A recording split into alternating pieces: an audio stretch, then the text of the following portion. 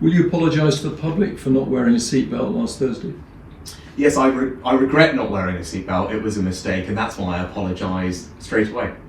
How can the public be reassured that you as Prime Minister respect the laws of the land which everyone has to follow? Of course I do, and in this instance I made a mistake which I regret deeply, and that's why I apologise straight away. Prime Minister, when did you first find out that Nadhim Zahawi had been in discussion with HMRC over penalties for unpaid tax while Chancellor? Was that before or after you decided to appoint him to your government? Integrity and accountability is really important to me, and clearly in this case there are questions that need answering, and that's why I've asked our independent advisor to get to the bottom of everything, to investigate the matter fully and establish all the facts and provide advice to me on Nadhim Zahawi's compliance with the ministerial code. I'm pleased that Nadhim Zahawi has agreed with that approach and has agreed to fully cooperate with that investigation. You can decide whether Mr. Zahawi stays or goes. Why don't you ask him to stand down? Well, I think it's important that we do these things professionally.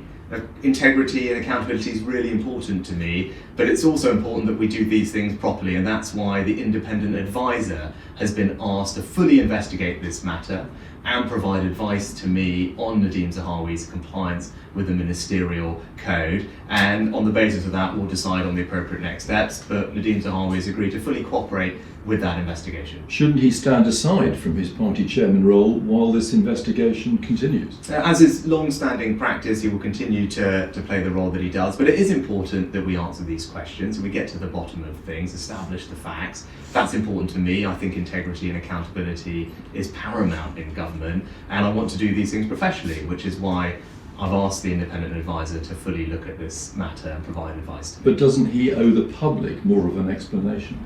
Well, these things are dealt with by an independent advisor who will fully investigate this matter and provide advice to me as Prime Minister on Nadhim Zahawi's compliance with the ministerial code. That's the right approach, it's the professional approach, and that's how we'll restore integrity and accountability into government overall, is by making sure that when situations like this arise, we deal with them promptly, we deal with them professionally, and that's what we're doing in this case. Will you order some sort of probe into the appointment of Richard Sharp as BBC chairman and his relationship to the former Prime Minister? Well, this appointment was obviously made by one of my predecessors before I became Prime Minister, and the appointments process itself, though, for appointing the BBC chairman is a rigorous process. It's independent, there is two stages to it, it's transparent and published online, and Mr. Sharp's appointment went through that full process. Should the BBC chairman Richard Sharp himself have declared during this process that he did have some relationship with the Prime Minister over the loan, should that have been declared by him? So the appointments process for this particular post is very rigorous, it's independent, there are two stages to it, and it's all set out publicly and transparently, and all those processes were followed in this case. But this was obviously an appointment that happened before I was Prime Minister and made by one of my predecessors. Are you happy for him to continue as BBC chairman? So Mr. Sharp went through two different appointments processes which are transparent and rigorous and have been followed fully. And on the subject of energy, what's the government doing to protect vulnerable people from being forced onto prepayment meters?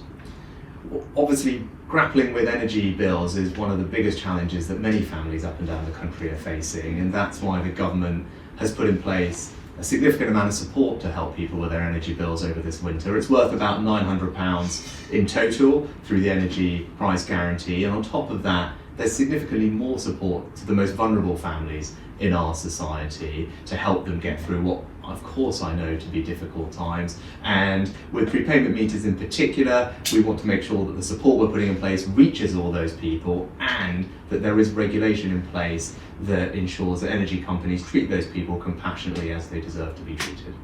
Going back to the subject of Mr. Zahawi, does his position really tally with your promise to lead a government of integrity? Integrity and accountability is really important to me, and clearly in this case there are questions to answer, but I want to make sure that we investigate them professionally and properly, and that's why I've asked the independent advisor to conduct a full investigation to establish the facts and then provide advice to me on Mr. Zahawi's compliance with the ministerial code. I'm pleased that Mr. Zahawi has agreed with that approach and has agreed to cooperate fully with the investigation. Why was it that it only really emerged in the last few days when you previously defended him? Well, when I was, this relates, obviously the questions that are being asked relate to a time before I was Prime Minister and about appointments that I didn't make. When I was Prime Minister, the advice that I received was that there was no reason why Nadhim Zahawi could not be appointed to government. And just one on mental health for the pool. What is it that you've learned today? It's really important that those people who are struggling with mental health challenges get the treatment they need as quickly as possible and as effectively and compassionately as possible. Today's announcement of £150 million will ensure that that is the case. We will provide more mental health ambulances, more crisis centres that are based in communities, more mental health professionals engaged with 111. All of that will give people the care that they need, and crucially will also relieve some of the pressure that we see in A&E departments, where lots of people with mental health conditions are in A&E departments and they don't need to be there. It's better for them, their families, and indeed our emergency departments if they're treated in alternative settings. Today's announcement will mean that we can deliver on that and make an enormous difference to many people up and down the country.